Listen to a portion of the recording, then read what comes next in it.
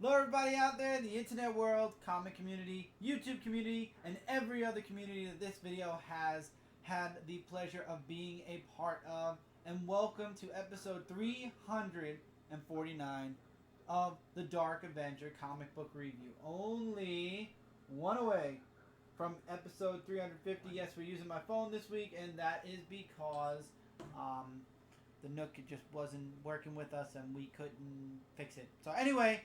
It's been 349-ish consecutive weeks, and as you guys know, we made the announcement back at episode 340 that as of episode 350, we will be moving the show from this channel, which is Dark Avenger C86, over to Comic Frontline, where we do almost all of our work now. This channel will continue to have the Dark Avenger live show until episode 100, and then that will be moving over, and then this channel specifically will be a vlogging channel for myself, for Michael, us together, because Mike vlogs a lot on his channel, which is Dude Rock 18. But anyway, it's been 349 plus amazing weeks. I say plus because I believe in the very beginning, one or two episodes we combined books for 2 weeks because we had a very, very small pile when this series started.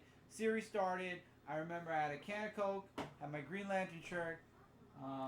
Unfortunately, I didn't get my hair cut this week, so I can't say I had a fresh haircut, which is the same because I did have my haircut literally that week. I remember. Sitting here looking at a couple of books before I went forward into my very first review, which would then go into the next and the next and the next, and then we hit episode 50, which led to episode 100, which is where you jumped in and a few other people jumped in. Those people unfortunately left in between 100 to 200. Then from 200 went to 300, and now here we are, 50 episodes in on 300. This has been 7 years of awesome, awesome reviews. We had some really great books. We had some really horrible books. We went from DC Comics to DC New 52, now to Rebirth. Marvel had so many changes in it. The wave went up and down. We were, mostly DC, a little bit of Marvel. Then it was even. Then it was less DC, more Marvel. Then it was more DC, less Marvel. Then it went back to more Marvel and less DC again. And now the wave has come full circle again, where it's now more DC and less Marvel. And let's not forget the indie books as well. That's right. We started the indie review in between 200 to 300. Yes. Which was the independent comic part, or comic review part of the Dark Avenger comic book review. Recently, we actually did try also separating, doing individual and group reviews. We went into a comic book countdown. We attempted that for a couple of weeks, and then it all ended up getting fused all together right back here at this show. And this show, like I said, it's went through the course of time. It went through the challenges in course of time. Sure has. And the goal for this show remains the same as always. This video, along with all of the previous videos, will be playlisted on Comic Frontline already. For those of you that are watching through Comic Frontline, you're seeing this in a playlist. For those of you on this channel, I will be putting episode 350, next week's review, up on Comic Frontline, but I will be putting it in this in the episode 315, and I will now say to episode 350 playlist. So this channel will end on a even 350, and the other channel will begin on 350, and we'll have all the other previous episodes as well. Like I said, it's been an amazing run.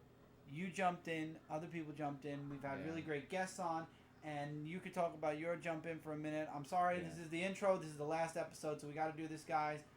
If you want, you can fast forward through to when we start the books if you don't want to hear this intro, but it is from the heart, and it's something from us. You guys have been here.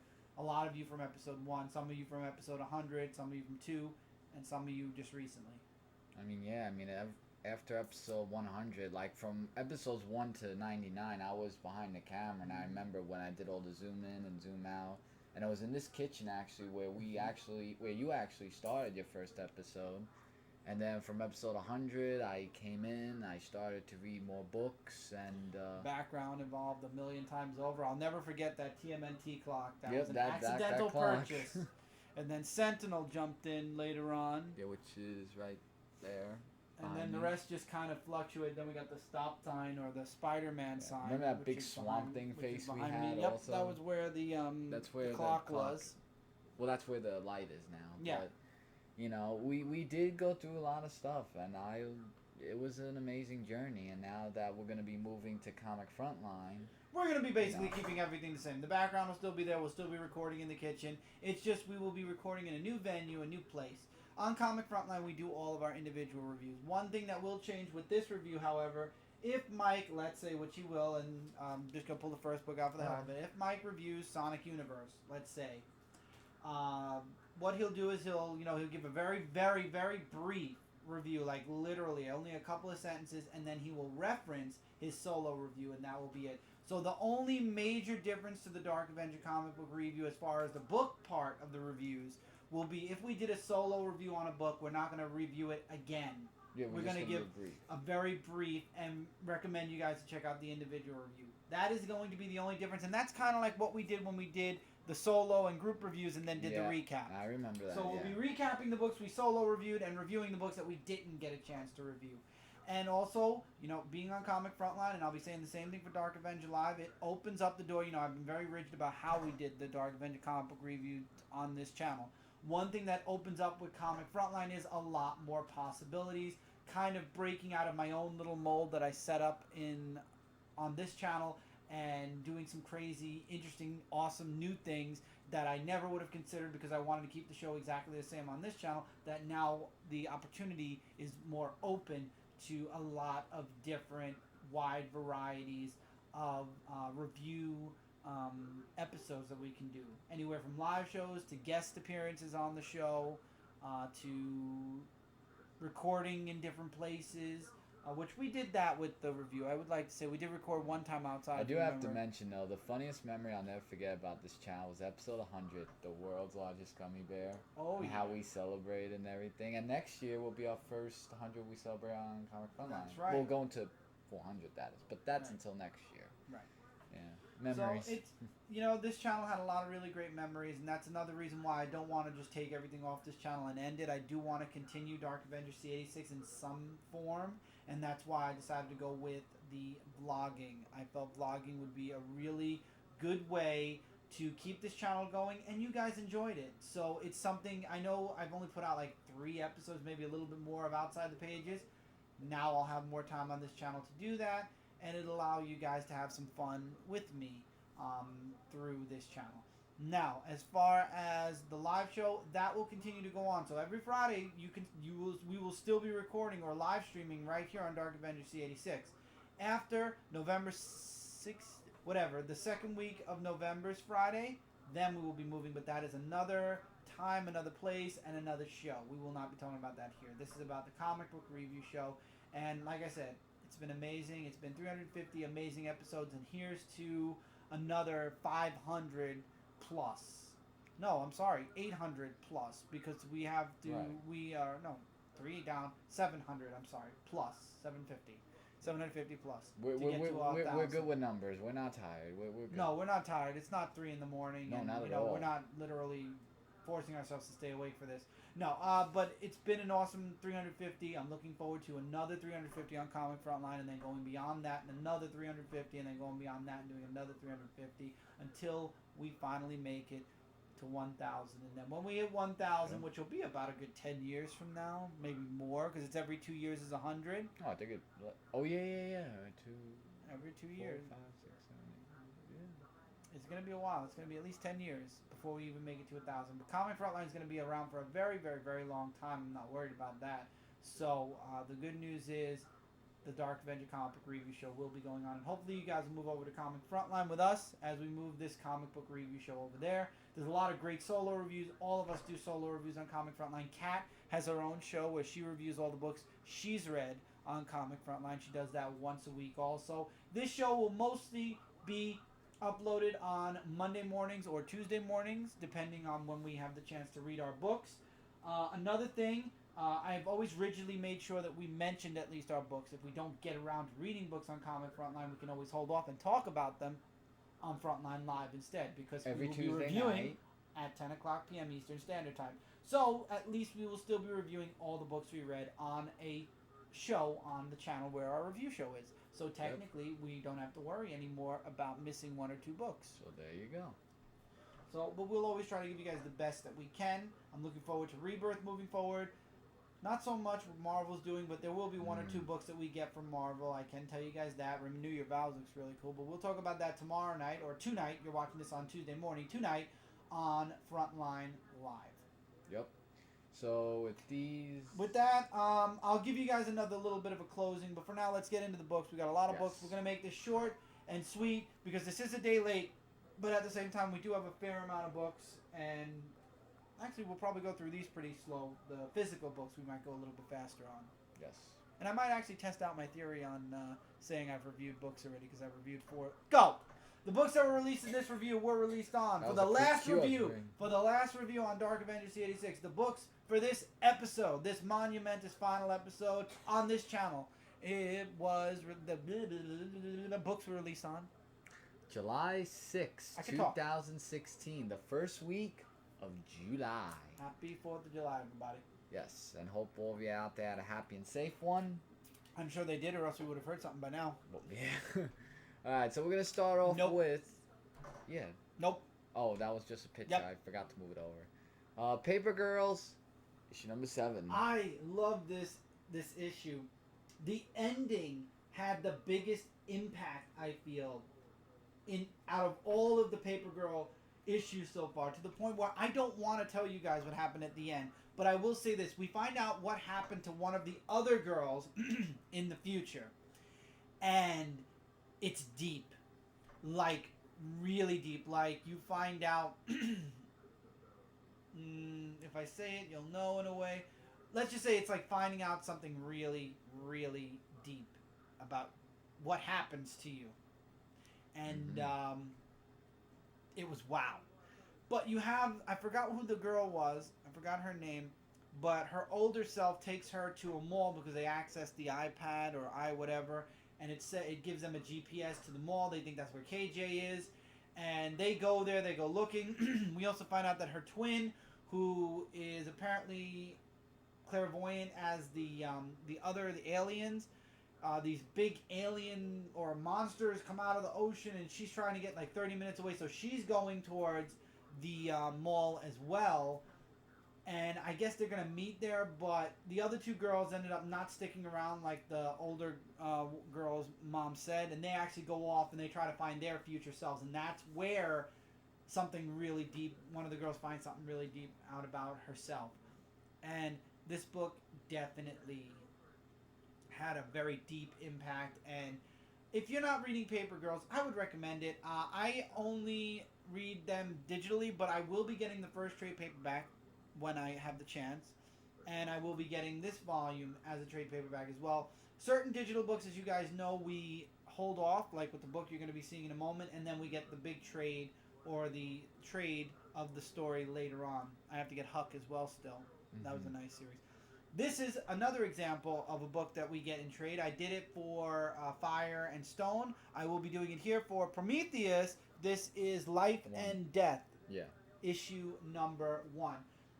I now understand where the story arcs are going. Basically, the first 4 parts, which was Predator, finished, and now it goes right into Prometheus. Prometheus takes place right after they get the ship off the planet and they took care of the Predators, like I mentioned previously. And what happens is the crew is now stuck on the, not the Forerunners, the Maker's ship. And what happens is, during that battle that happened between the humans and the Predators, one of the pods that the Makers were sleeping in was shot up, and the fluid was coming out, so it opens up eventually.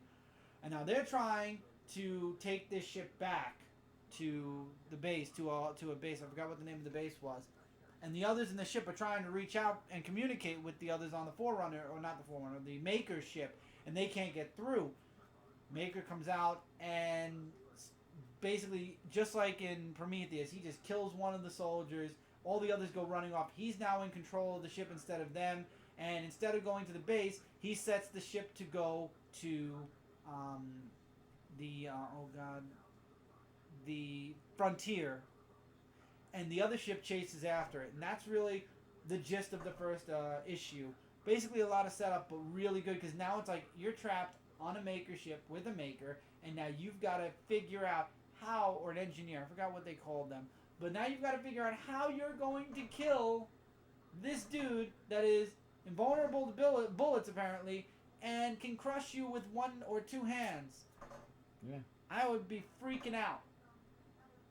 That's just me. Freaking out indeed. Now, apparently I missed this physically, but that's okay, because I think I'm going to move it back to digitally for now, in light of all the new DC comics that are coming, and also because I'm enjoying this book and I'm not dropping it, that's for damn sure. Spawn issue number 264. I can't see the little tiny letters. I mean, I don't have supervision either now. I love this issue. So Al has a little bit of the symbiote, and slowly it's growing. You see it on his hand. You see it starting to make its glove. It's starting to reach out through his arm. However, the neighbors are complaining about a stink. He can't smell it, but they can, so there's something up. It opens up actually with, you get introduced to, oh god, it was a character, Decay, was it? Maybe it was Decay. And it's one of the experiments like Jim Downing was. And anything he touches basically decays. And what happens is, Al, you see him training at first, you know, he makes friends with these Marines in this gym, and then he goes home and he's trying to figure out the suit, he's trying to figure out what he's going to do, you know, he has to make sure he makes an impact still on the world as Spawn, to make them know that Spawn is still out there, and he doesn't want them to know that he's weakened because of what happened in his recent adventures. So he's slowly recovering, his suit is slowly recovering. And in the meantime, though, he goes off, you know, he gets informed about Decay. He goes off to face him. Awesome, awesome fight in the end of the book. And I love how he still has the symbiote as part of his suit, but unfortunately, because it's not fully strong enough yet, it's only a piece of his suit compared to what it was before. And what a great first issue. I mean, this guy, Al, is going to be throwing his life on the line. Online, indeed. To keep the world or the streets safe. And I like how he's still staying Spawn, even though he doesn't have the Spawn costume anymore. I think it's really awesome. I'm really digging where Spawn is going, and I'm really enjoying it. And if you guys would have left Spawn because of Jim Downing, get back on the book. Al is back, and he is back with a vengeance. Alright, last book that you have is Vampirella issue number 5. Vampirella versus Slade. Oh man. First Slade gets the upper hand. Then Vampirella gets the upper hand. Then Slade gets the upper hand again. And then it just becomes an all-out brawl. And in the end, of course, Vampirella wins. I'm not going to say how, but you can't kill Slade. So what do you do with her? You put her in a cryogenic freeze. Or not a freeze, but a cryogenic state. And the way Vampirella did it, well, I'm not going to say that much. Read the book. But yeah, the end. Vampirella decides, hey, I'm not going to be in the spotlight anymore. It's time to get back to work, back to what I'm known to do. And I liked it. I love the artwork in the book. I love the direction this book is going. And I'm excited to see what happens next. You know, it's not like I've read this first story arc. It's like, oh, okay, Vampirella's over, whatever. I actually enjoy it enough to say I'll be back for the next story arc because I really, really liked it. I enjoyed it. And you see that there are seeds growing for a something bigger to happen later on. Yep. And it involves that girl that has the ability to make people want to do certain things. Because you can see that towards the end of the issue where she has like a grinning panel. Yeah. Yeah, there's definitely a lot of seeds being sowed in this book, and I like it. I like it a lot, and I will definitely be continuing it. And that's it for my digital indie books. Yeah, and Your the turn. one digital indie that I have is 4001 AD Shadowman, issue number 1. With the high expectations of interesting to look at this book, it by far was not. This book was the worst book of the week for me. Oh, wow. Because no, I'm not trying to just... I'm saying, like, I read this book about 2 to 3 times just to figure out what this book is about. And this is what I got so far. Basically, there are these group of people who want... Like, there's this lieutenant that sends out these 3 groups of people to take out the Shadowman that has been killing other people. Because the Shadowman's like this big shadow creature killing people. So when they go there, they realize the reasons why the Shadowman was doing this. And it wasn't just because of vengeance. Like, it was basically because of the father of New Japan and all that other stuff. But it was long dialogue. It was going in way too many different directions. I didn't feel the title of it being Shadowman. Like now when you read a book and it doesn't really feel like the title, just something about just it didn't grab me really as I wanted it to. But and then it's at the end with a question mark. So it could be a one shot, so who knows? That I have a lot to say about. Alright, but that's all I have to say. It wasn't my forte this week. This was a surprise, and we're in DC, and now I know I mentioned we get a lot of our DC books physically. I actually want to go back, and instead of getting this digitally, I actually want to get a physical copy of this. Flintstones, issue number 1, and I might actually go physical with this book very soon, and there's a reason for it. I'll probably have to order from now until September from Midtown because our order has been set now for September, so I'll probably have to set up for October. I didn't think I would like this book, and there's a reason I'm talking to you specifically about it because I know you like the Flintstones. Yeah. You know how when they mention all these Hanna-Barbera things, except for Future Quest, which is next, and Flintstones, they mentioned Scooby-Doo Apocalypse and Wacky Wasteland Races, whatever. Now, Scooby-Doo Apocalypse is its own thing. So it doesn't erase what happened with Scooby-Doo. It's just its own universe. And don't forget the Space Ghost one, too. That's that. That's Future Quest. Oh, yeah, that's right. But looking over that's a book you can look over. Wacky Wasteland, whatever it was called. We were told not to even look at it, and we didn't. Flintstones. Everybody was skeptical about it, but I had a feeling with Flintstones because I really love Future Quest. Flintstones was an excellent issue.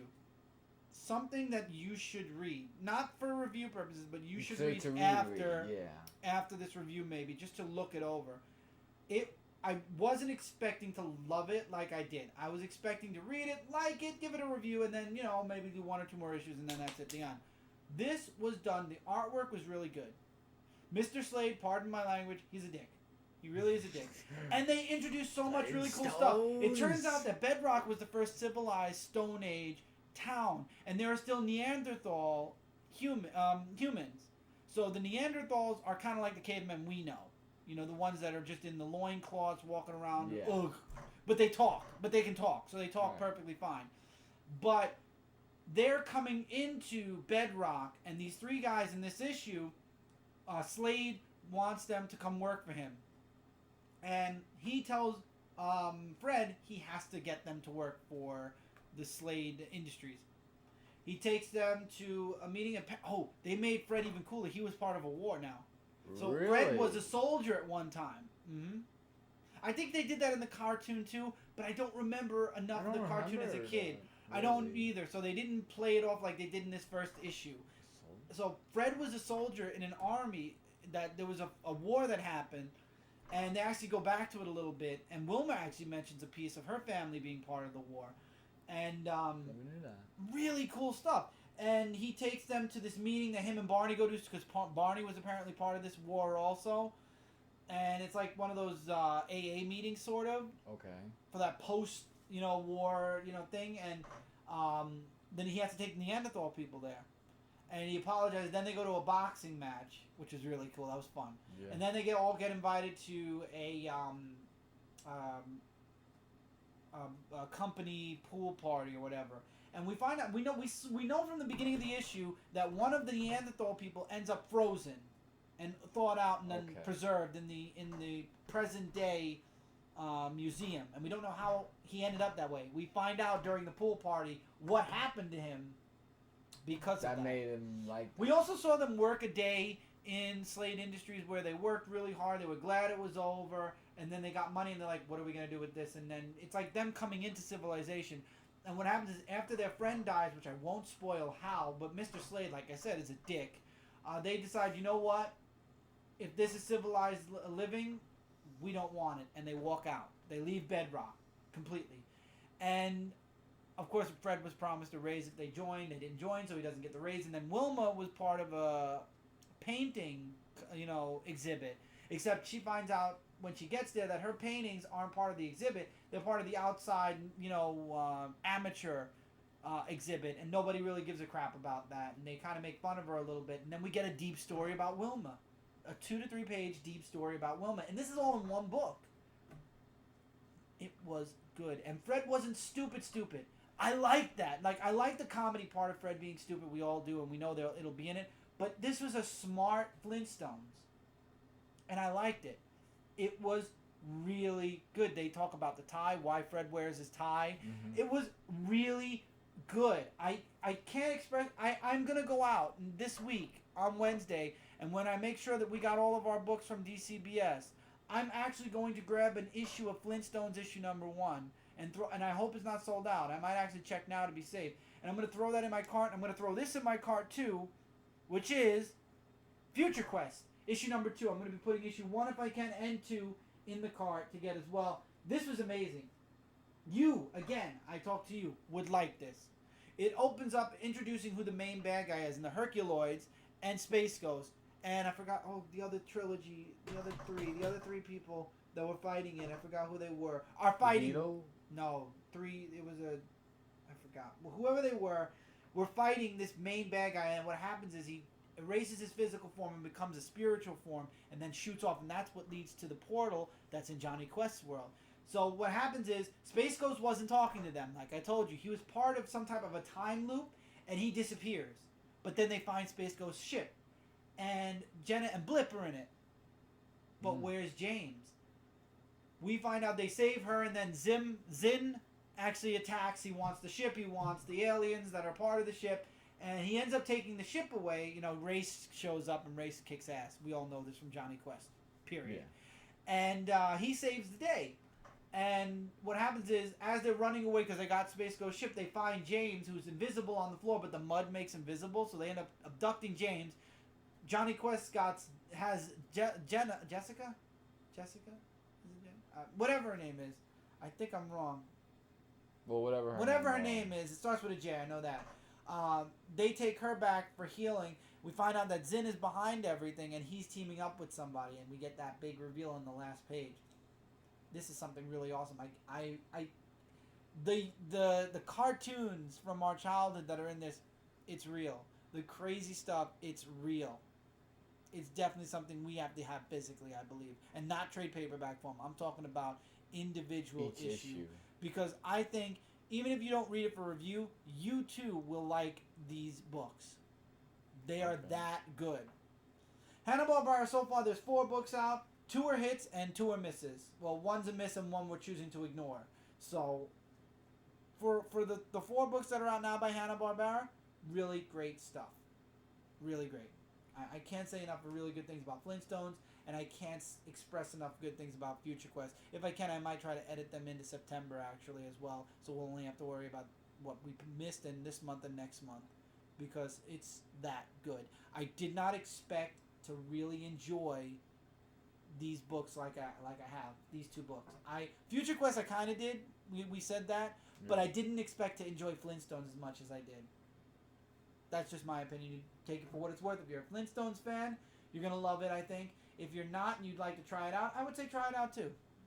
Yeah, absolutely. Okay, next book. Invincible Iron Man, issue number 11.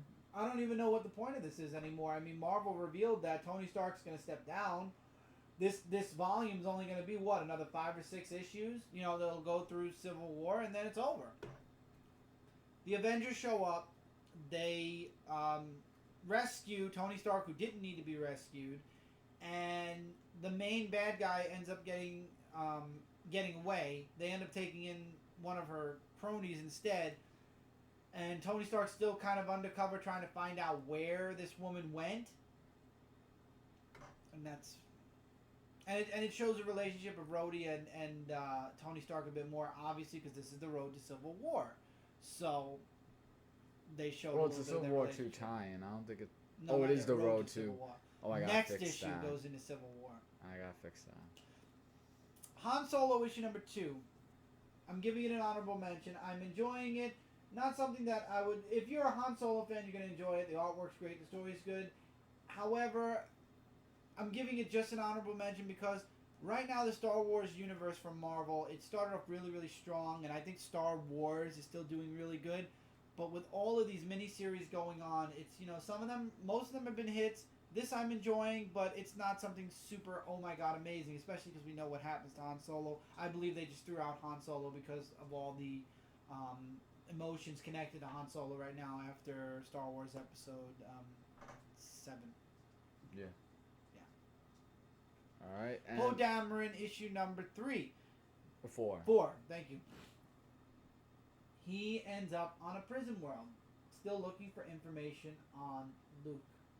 And he ends up getting trapped on there with his squadron. And what happens is they are conditioned, him and his friend, and we find out that the First Order is there as well.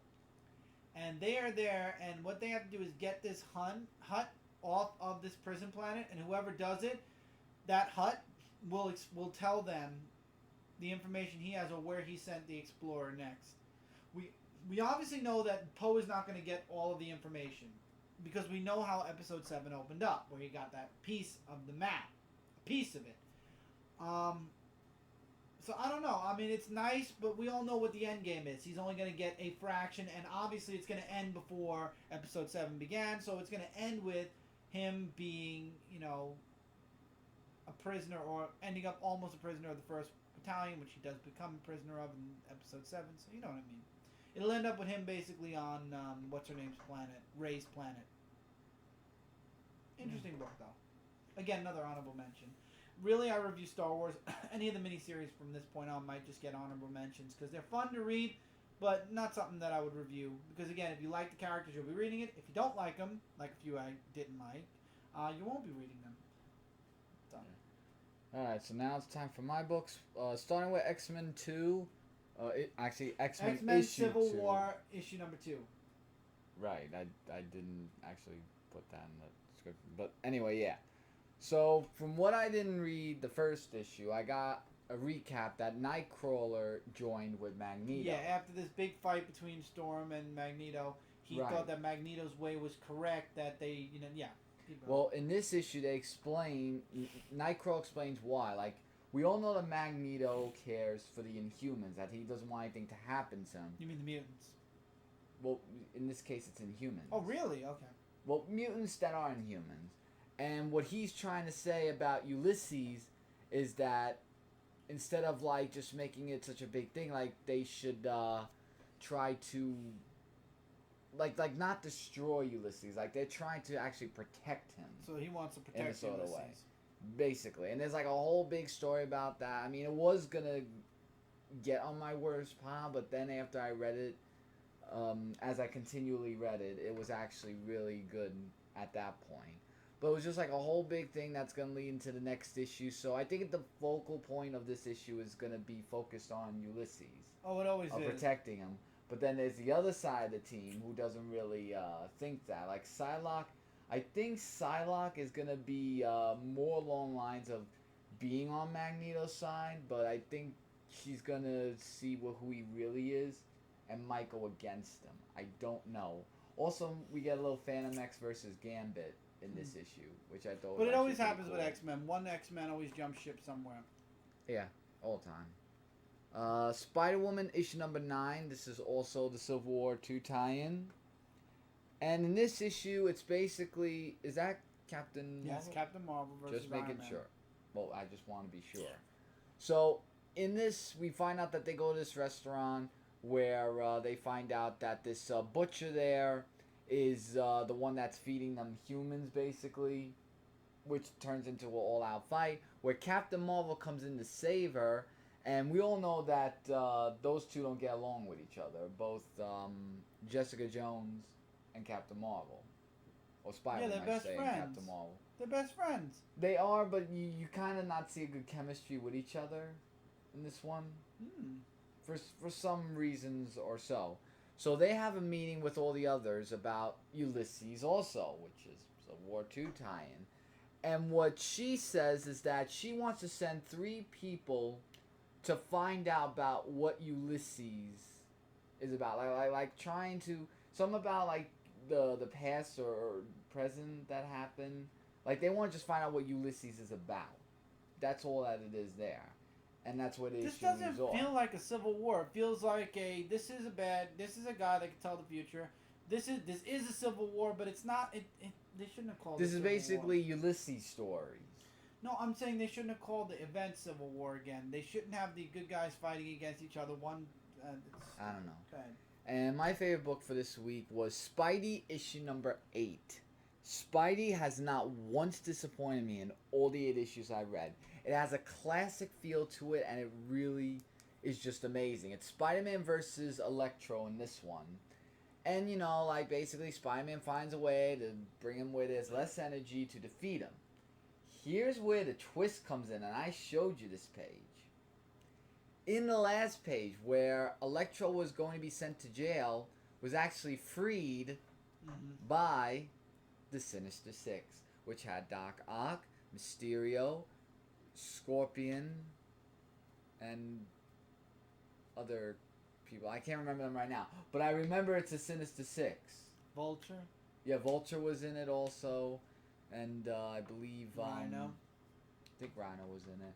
I was so interested in the book. Like, I saw Doc Ock and the other characters that I was familiar with. Yeah, in September, Doc Ock should be coming back to Amazing. Yeah, as well. so I think it's basically going to be now Spidey against the Sinister Six, and that story is supposed to be really good.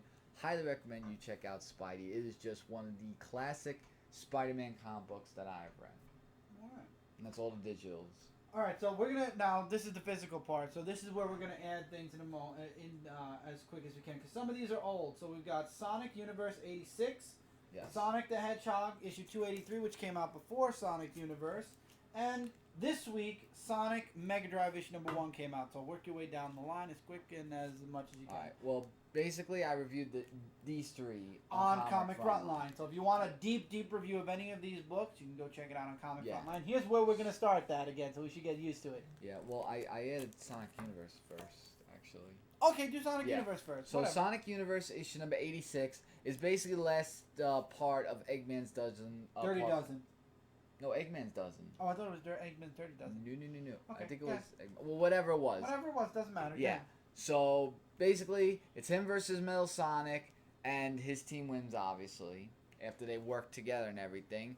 Wendy from the Nugas Twins joins Dr. Eggman's team, but the other twin from the Nugas Twins has the Master Emerald, which is supposed to play a really, really huge part in the Sonic books. This was a really great read, and an Eggman's Dozen was really an excellent read for that. Sonic the Hedgehog issue number 283. Now, this is where Sonic and Sally are making an advertisement about getting all the Gaia keys all together now. And, you know, they make it all viral, like saying, you know, will you help us defeat Eggman? And, of course, they agree. And they tell him where they're keeping the Gaia keys for when that time comes. Dr. Eggman finds Sonic's video. I'm just checking the time. Finds his video, and now he knows about the Gaia keys, and he's getting his team together. So basically, Dr. Eggman's not alone in this. This is where it's going to get really interesting about fighting for us, because we all know Eggman wants his own Eggman land and all that stuff, so really for that. Now, this came out this week. This one. This is going to be an every 3-month book, though. Yeah. Well, I'll explain that. Go ahead. This is Sonic Mega Drive issue number 1, and when I was reading this book, it really feels like you're in the video game. Like, I just want to show the artwork of just what they look like, because they look very youngish in this one. And it's just basically them going after these things called, if I can remember, the Ancient Gears. And these Ancient Gears are what powers up Dr. Eggman's machine. Yeah, it make looks him like the more Gen powerful. 1 Sonic. Right. It's like the Gen 1 Sonic, yeah. So Tails joins in on his adventure after defeating Eggman. And here's some artwork, which is drawn really, really nicely. And like I said, they're very young. And then we get into Amy Rose. Not very young. First gen, kind of. Well, first gen, kind of. And they go into these different zones. And then Amy Rose joins in the team after she was worthy of joining the team.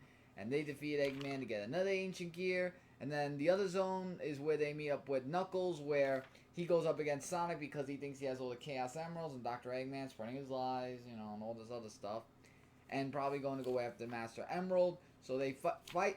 They face off against Dr. Eggman again, because it looks like Dr. Robotnik version from Gen 1, but they call him in this one Dr. Eggman, and all 4 join the team, and the next one doesn't come out until November. That I love this issue so much, and I'm so used to Sonic Universe and Sonic the Hedgehog coming out like every 2 weeks or so. This I gotta wait until November, and this was really excellent. And that's his 25th anniversary. Didn't we get to the 20? Didn't we have the game for the 25th anniversary? No, this year is 25 years old of Sonic. Oh, maybe it was 5 years ago. The 20th. The 20th anniversary. Was the game mashup? Okay. That was the game mashup. Yeah. The old and the new game. You know what I mean? I know what you mean. Yeah. But this was an excellent book, and I just can't believe I have to wait all the way until November for this next one. All right, I'm gonna give you a break, and I'm gonna do Grimm Fairy Tales 124. There's the penultimate issue before we get to the final issue. The final issue, however, I will be reviewing digitally. It's a big book. It's a big one. So be ready for when that book comes out. But it's gonna be the grand finale. This book. Now I remember mine. It was Jeremy's interview with Pat, but I remember what Pat was hinting during this interview about what's gonna happen with Grimm Fairy Tales. We're seeing a lot of characters changing. You know, they came into Arcane Acre one way, and now all of them are evolving. We get to see a death of a character in this issue, and it's deep, real deep. A lot of deep stuff happened this week, but we also see another character kind of fall to darkness. We have the kids fighting this gigantic. Well, I don't want to show that page. This gigantic kraken creature. I wanted to see if I can get a good picture of it, but I can't. Like tentacle creature.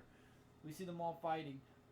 One doesn't make it, and another one, like I said, turns dark. And I'm sure that everybody knows in advance. Oh. Yeah. I know who he is. Yeah, you know who. And what happens is now we get left off with a big cliffhanger because one of the students now is dark, and who knows? You know, Bloody Bones is the big confrontation is next, and it's wow. That is wow. Really wow. And you know, you'd think, especially because of the scene that we got previous in the book, that you wouldn't expect it. This was a good shocker ending. Pat Chan is doing such a spectacular job with Grimm Fairy Tales. It's going to be so sad to see it go at issue 125. Sorry, I don't know why I thought 150. 125, but man, Pat had an amazing 25 issue run. 26, because he started at 100. 26 issue run. It's been a real pleasure reading Grimm Fairy Tales. As you can see, we got all the physical books up to this point. Unfortunately, could not get issue 125 for multiple reasons. But I support Pat Chan's work with Zenescope. I support a lot of Pat Chan's books in general. So I would definitely recommend checking it out. Now we go into a book that you, sir, will like. The Walking Dead, issue number 156. This is all about just Negan. Of course. Joining the Whisperers. And in this book, I don't know if Negan You should be reading that Image Plus magazine I get every month. It has Negan's backstory in it. Well, it's yeah, really actually, crazy. I think he's turning a little bit good in this issue. Negan? Like, it just talks about basically he wants to join and he wants the skin, and then they said that he has to earn it. And, you know, this beta guy is very envious of him and doesn't want him to have feelings for Alpha or something like that. Here's black and white artwork of that. And, of course, you know, with his swear and everything, this part right here where he stopped two guys that were about to, you know, with this girl, and he just, stopped them right there. I never thought I would actually see Negan stop something like that. I mean, I would have too, but just to see his character, it was just wow. And then he's just saying, you know, you're not civilized, of doing this. And then he's saying, you know, if you help people, the weak people, they'll never get strong. So basically he's treating them like animals and not civilized people. And Negan doesn't really like that. It's like that, but then in the end of this, he does something to... No, wait. If you read that is a mention of that harkens to this series, the series that's in Image Plus, where he says he lost somebody before everything happened. That's his wife. Right. And just the last page, just to know what he did to Alpha. I love his last words being, "Wait till Rick sees what happened here." Deeper stuff, people. I think that Very the thing deeper with stuff. Negan is, I think he wants to get on Rick's good side. I think he sees a lot. I don't know.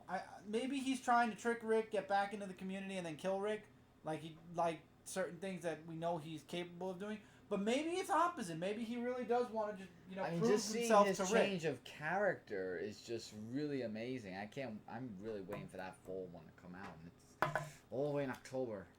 What? Anyway, the Negan debut. What Negan debut? When he made on the TV series. The TV Oh, I thought you were in talking October. about the next comic. I'm like, what are you talking about? I The ordered the TV comic. series. I should have been more specific. That was my fault. Okay. This book I review on Comic Frontline. The Punisher issue number 3. This book. Sideways. Oh yeah. Sideways. Why are you doing that? Because it's sideways. Well, yeah. So it's. Sideways. See. Sideways. I would like to show some artwork, please. Thank you. So in the Punisher, we find out that, without dropping the book, we find out that you have to hold the book really tight. That there's this campsite where Frank Castle. I don't dig this artwork. They had this artwork at some point in the last. This is the Thunderbolts artwork. That's right. I remember now. They mentioned that. Part. Yeah. That's true. Well, this is artwork here. I thought it was pretty good artwork. That's the Thunderbolts back when it was Punisher, Elektra, Red Hulk, and stuff. All the Reds, basically. And Deadpool. Yeah. Reds. Well, yeah, Reds. And basically, Deadpool kills all the people in sight at the camp. No, Punisher kills everyone in sight. I said Deadpool? Yes, you did. The Punisher. See what you do to me? The Punisher does that. And we also see that Face has a test subject that he's probably going to be using for obvious reasons to go after the Punisher. Punisher winds up killing the guy who tells him about where he could find Face, and he takes the little girl and disarming the bomb, and Face says that he has come prepared. So saying that he came prepared probably means he has a test subject in the trunk, and that test subject does not want to say hi. It wants to do more than just that. Very, very dangerous stuff. But a really great issue. I am looking forward to reading issue 4. And also, it's parental advisory, not for kids. Spider-Man 2099, issue number 12. Miguel gets out of the dark, 2099. He now Can I have a knows... drink of that? Because after all that... Miguel now knows what caused 2099 to go dark. And it wasn't the rise of Alchemax. It was a terrorist attack. And what happens now is he basically activates Roberta, which remember I said we haven't seen Cap 2099 in a while? Well, we finally get to see Roberta again. And she's going to go downstairs and activate the door to get Miguel back into 2016. But first, Miguel and Iron Man are going to go save Iron Man's girlfriend who's been playing Green Goblin. And we find out that she's been a good guy all along. So we get Spidey 2099, Iron Man 2099... versus the Sinister Six, and they end up freeing Iron Man's girlfriend, or Green Goblin. At least they end up freeing. I thought she was a girlfriend, but anyway. And then things start going awry. Iron Man gets taken out. Miguel gets to the door, and he gets through. And then as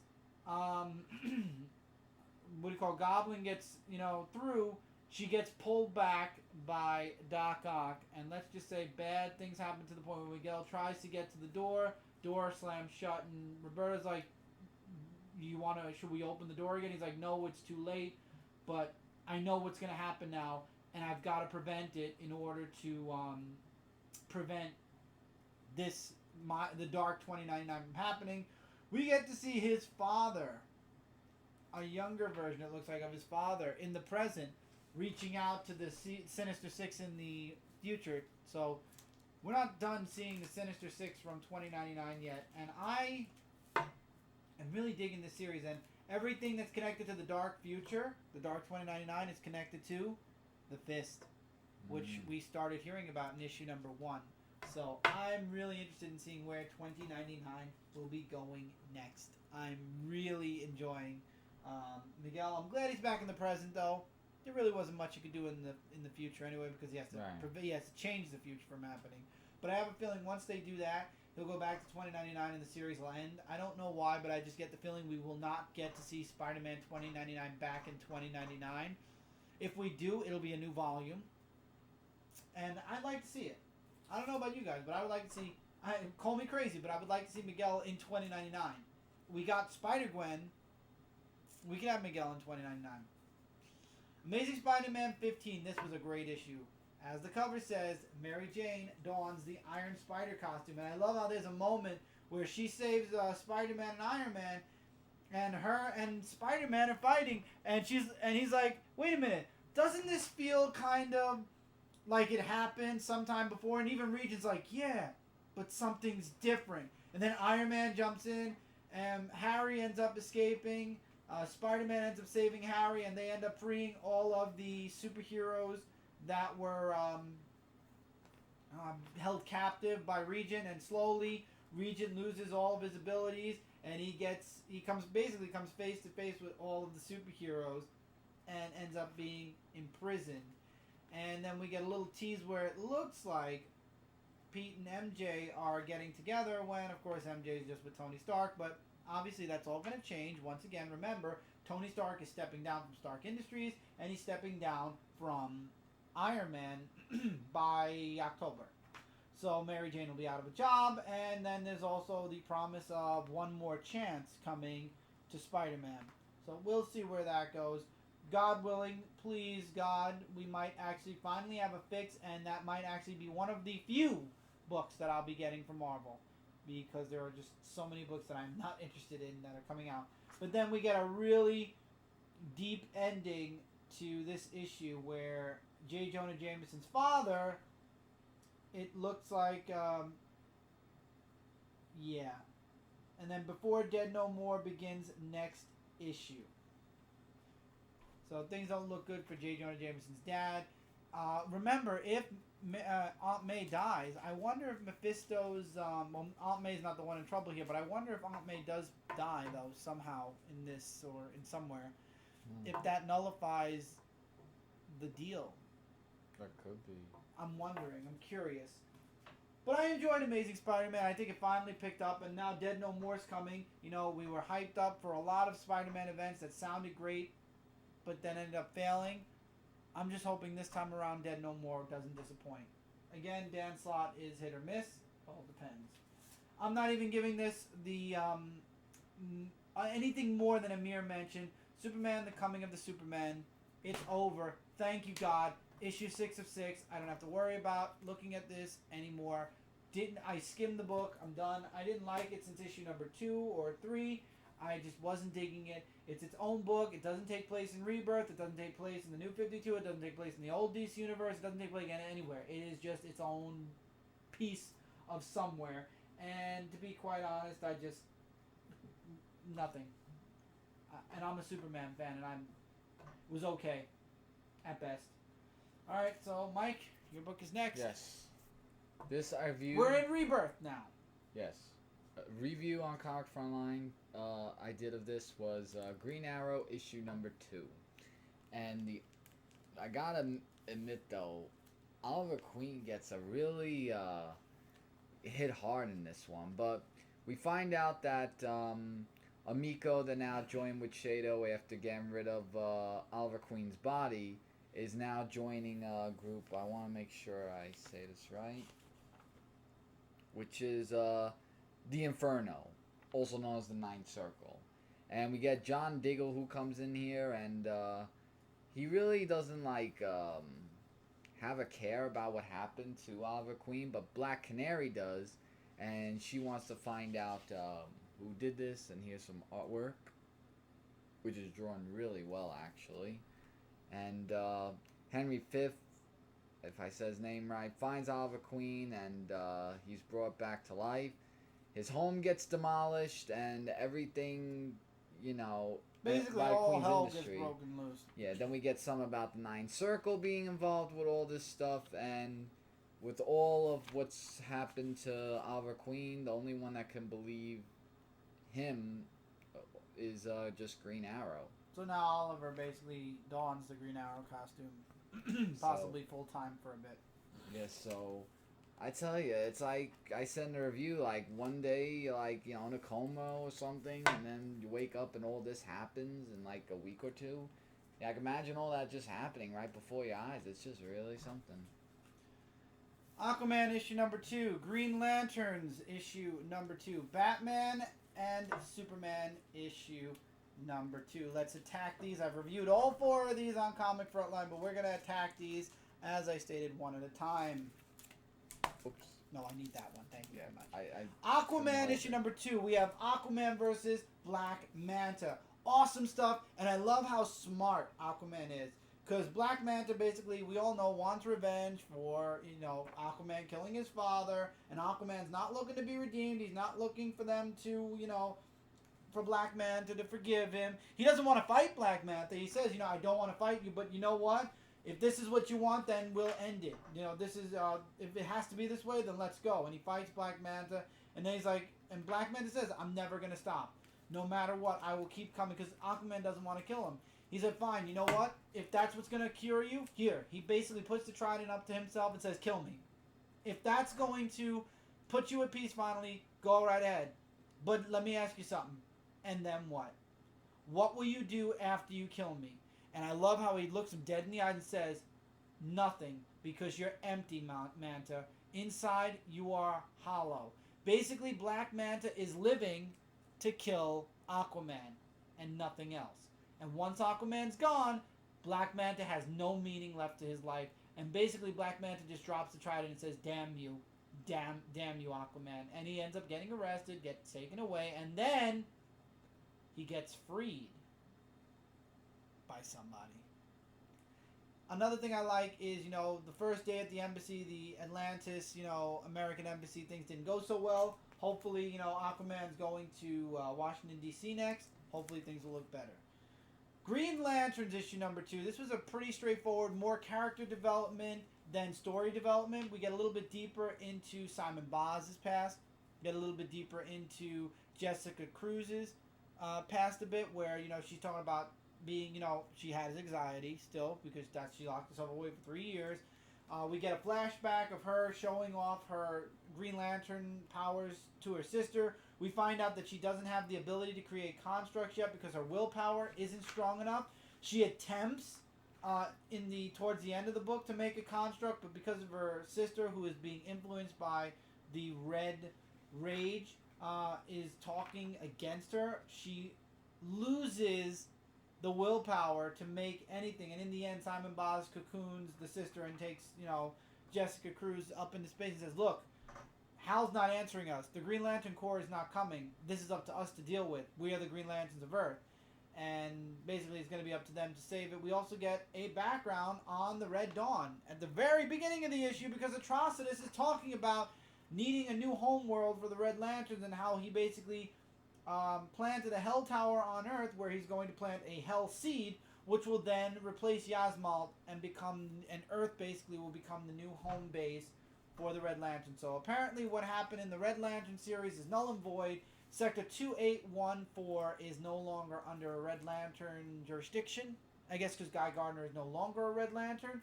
So the deal is null and void, and now the Red Lanterns just want to take Earth anyway.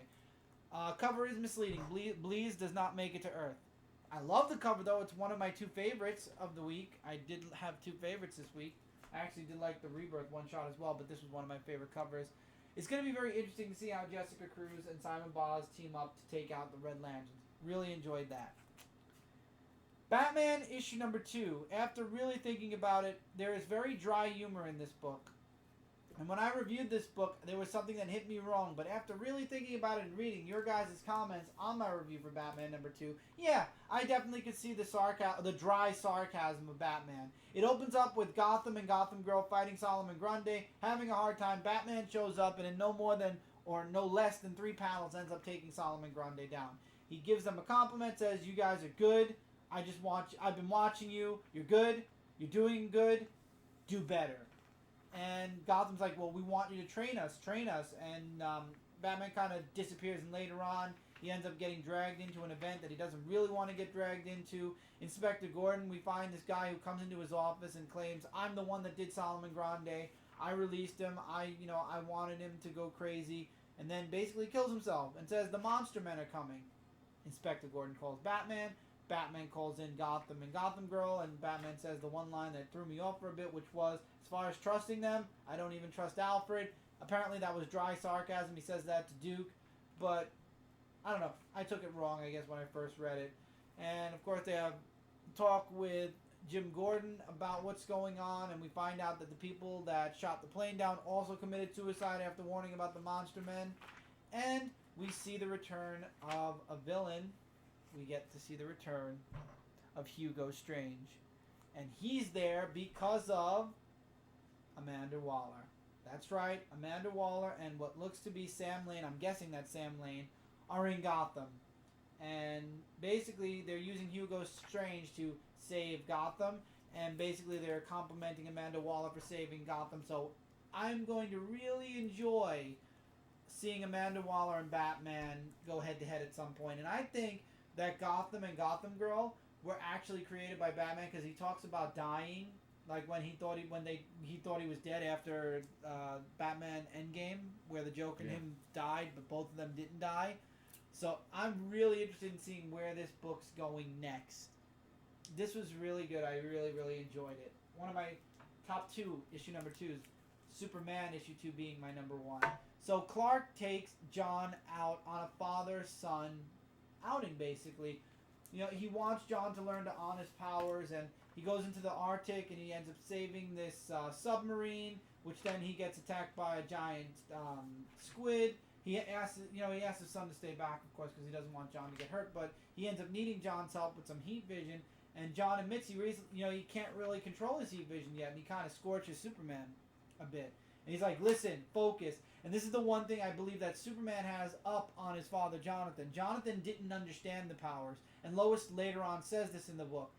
Clark grew up with, developing his superpowers. So the one good thing in this case is he can help John, whereas Jonathan and Martha had to go with the flow as things were coming up. So Clark has the best of both worlds. He knows what it's like growing up with the powers, and he knows what his parents did for him and what he can do better for John, for his son, John. And we get to see the beginning of the costume. We find out that John got the shirt at a garage sale. And finally, he learns how to control his heat vision, and then admits to his father what happened with the cat, and he's worried about the mom. If Lois will be mad at him. And I love how Clark actually goes to him, so wearing the shield, for what? Superboy? Because we all think that John is going to be Superboy. And he's like, no, a lot of people wear Wonder Woman symbol. I just wanted to feel super like you. And then he follows it up right away. You're not like the boy who grew out of that shirt and donated it. I'm afraid someday soon, too soon, you will have to pick it up and embrace the S for yourself. It's not about our powers or strength or heat vision. It's about our character.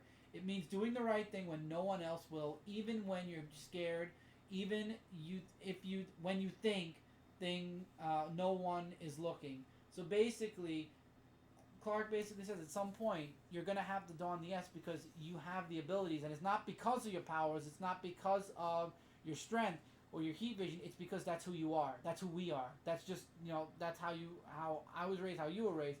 And then we find out that there's something else a brewing. And of course, we get Jonathan admitted to the mom.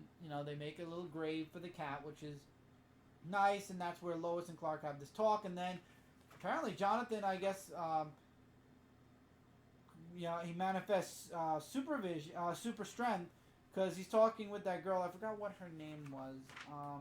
It was mentioned Kathy. So Kathy knows about Jonathan's powers as well. I don't like that Clark is not wearing his glasses, so he's at home, and like when Kathy and the grandfather show up because Jonathan falls out of the tree and knocks out, and he's even wearing the Superboy suit still. The grandfather's like, we should take him to the hospital. He's knocked out cold. We tried to wake him up, and Clark's like, thank you, sir. We've got it from here. So it's kind of weird because he's letting his identity out in a way, but he kind of scares the grandfather because he becomes like that overprotective dad. He reminds me a lot of Jonathan. Remember Jonathan on Smallville was very protective of Clark, and Clark already does a scan, and Lois is like, why? He's developing all these powers, but why are some of them not developing yet? And he's like, there's only one place to get those answers, and that's the fortress. And at the fortress, and I am showing this page because it's a week later, and holy crap, we all knew the Eradicator was coming, but damn, we've got the Reign of the Supermen Eradicator. He basically assimilates some of Jonathan's blood, John Kent's blood. which is Superman's son. For those of you that are like, wait, Jonathan Kent's dead. No, I mean Superman's son's blood, and he also fuses with some of the New 52 Superman stuff for some reason. I don't know. I don't understand how it happened, but basically he becomes the Eradicator through the blood of John Kent. And to be continued. And it's the Eradicator from the Reign of the Supermen. For those of you old Superman fans, you are freaking out right now like I am, because I loved it. I loved it. This was my favorite book of the week. I loved it. I can't wait for Superman issue number 3 now. Can't wait. Just to see the Eradicator versus Superman. It's crazy awesome. And it's literally, point for point, the exact same costume. Point for point. And finally this week, Justice League Rebirth. The one shot that leads into Justice League. Now, I know a lot of people are probably pissed off, but a lot of stuff is centering around the old DC Universe Superman being part of the DC Universe. So, the Justice League minus New 52 Superman are fighting this thing known as a Reaper. And this Reaper is basically this big bug thing. And like the Starros, these little bugs fly off and connect themselves to the humans, making the humans their host, and they take control of the human's body. And the Justice League is trying to fight it off. They're trying to save, the people. Nothing's working, so they go into the Beast. And every so often you'll get a cutoff page where Lois is talking to Clark, and she's trying to convince him, maybe they'll know what to do next. And, you're this world's Superman now, their Superman is gone. Maybe now it's time to, it's not a Justice League without Superman. Maybe it's time you introduced yourself. Maybe it's time that, the main player of the Justice League jumps back in, because Superman always makes a difference. Clark's like, we tried to get away from it. And she's like, you know what? We tried that. And no matter what, we always end up right back where we were before. The world needs you. And I love how they had Jessica Cruz and Simon Baz pop in, because they're going to be part of the Justice League. Justice League's already inside of the Beast, trying to figure out how to stop it. We do get a recap page, a 2-page recap page, where they're actually talking about the death of the New 52 Superman and the appearance of this other Superman. And I love how Flash is like, you trust him enough to make him join? He's like, I trusted our Superman. I just want this one close until we can figure out what really is happening. And that's exactly what happens. The Green Lantern show up to help, and then Superman, being the older of all of the Justice League now, because he comes from the old DC universe, basically he leads the Justice League into stopping the Reaper. Not killing the Reaper, but stopping it enough to basically give it a warning. And the Reaper's like, I was going to be merciful. There are others coming, and I was giving you mercy. Now something worse is coming. And I love how basically they all stand up like they did in Justice League, and they say, go ahead, consider this a warning. We stand guard here. We're the Justice League. Get out. And now they're just basically preparing. And I love how basically roles reversed. Instead of Batman walking off, Superman's the one that walks off. And Batman's like, will you be there when we need you? He's like, I'll be around. And basically, it's the formation of the new Justice League. I like that. I like that now that Superman is the outsider more than Batman, he's the one that kind of doesn't stick around in the group anymore. He kind of goes off and does his own thing. And that's one thing I hope that changes over time, because yes, I understand Superman's a father. I understand he has his family that he has to worry about, and there's a lot of other things going on with Superman. But I would like to see Superman. He feels like Superman. He talks like Superman. His values and everything. It's Superman. But it would be nice to have him part of the Justice League as well. And I'm sure that as time moves forward, that's what will happen. They're obviously showing that he's from another world, another Earth. So it's about him adapting to this new Earth first. But I hope when he does, he gets closer with the Justice League, as well as being close with his family. Mm-hmm.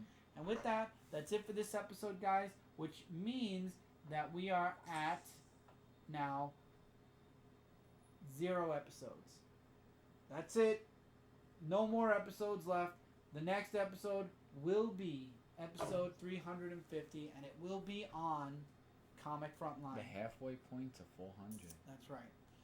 I want to thank all of you very much for being a part of this journey on this channel. It feels like I'm saying goodbye, but we're not. I'm just thanking you guys for being a part of the journey here for the past 349 episodes. It's been an amazing ride. It's been many, many fun-filled years. We've had cast members come. We've had cast members go. We've had fun guests during the And first different 100. locations. We've had different locations, which will expand as time moves on. Hopefully, more guests as well. And with Comic Frontline, the sky's the limit. That's one thing I love, and one reason why this channel went dark for so many years. I saw in what we had, myself, Michael, Mike Spider Slayer, Kat, Jay, Brant, even Lisa, when Lisa was doing videos. Hopefully Lisa, well, Lisa is back with Where's My Tail haul, which is really great. It's great to have Lisa back on there. But with everybody else, Nicole, Bravo, writing on comicfrontline.com, and all the other stuff that we do on Comic Frontline. Dan does his monster hauls when he gets a monster haul on Comic Frontline. I saw then what me, Michael, and Mike Spider Slayer started out for. I saw a huge potential, and I saw a Sky's the Limit channel. It was a channel that was meant as a new channel because we lost the time here, that then spawned from Dark Avenger Inc. into Comic Frontline. And I have faith that this review series is going to go a long way, a lot of things. There's a lot more possibilities with it on Comic Frontline. There's a wider variety of viewers on Comic Frontline, so the audience will be more diverse. There'll be more people interested in the videos or the review show episodes. You guys hopefully will all move over to, most of you guys who are subscribed here are subscribed to Comic Frontline because we moved there. And, we tried to really inject a lot of really awesome stuff into this channel. We've been away too long. The truth is that we've been away to the point where we dedicated all of our comic reviewing and work time on Comic Frontline. So instead of really trying to force the subject here, we'll take all of our work that we do on here and put it on the channel that we work the hardest on. And this channel will become, as time moves on, as we get to 2017, this channel will become a vlogging channel. It'll still be alive, but it'll have its own new identity, and everything that you guys love will still be going on, but it'll be going on in the group that we call home, which is Comic Frontline. So hopefully you guys will join us for episode 350 on Comic Frontline. It will be up either Monday or Tuesday, depending on how fast we read our books. Also, if we review any books, those books will be books that we just give honorable mentions to. Feel free to comment below your thoughts. Hopefully you guys, most everybody's okay with us moving the show to Comic Frontline because they're subscribed there already. So I think it's going to be fun. Already. Yeah, I think it's going to be fun. I think it's going to be a really great move, and it's going to leave a lot of openness. And it's going to be fun doing this show, the show that we treasure most, with a group of people that we consider family and that we treasure, and a group site that we treasure the most. So it really puts all the positive and really great things in one place.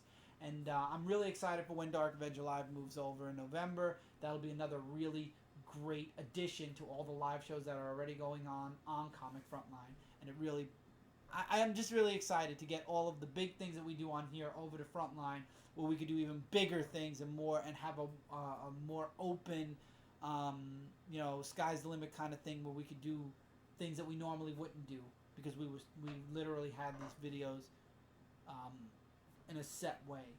Right. Sky's the limit for things, as well as views, as well as exposure and everything else, which I'm happy about. So thank you all so much for being here for 349 amazing and fun episodes. We had good comics, we had bad comics, like I said before. We had good times, we had interesting times, and here's to times in the future with Comic Frontline.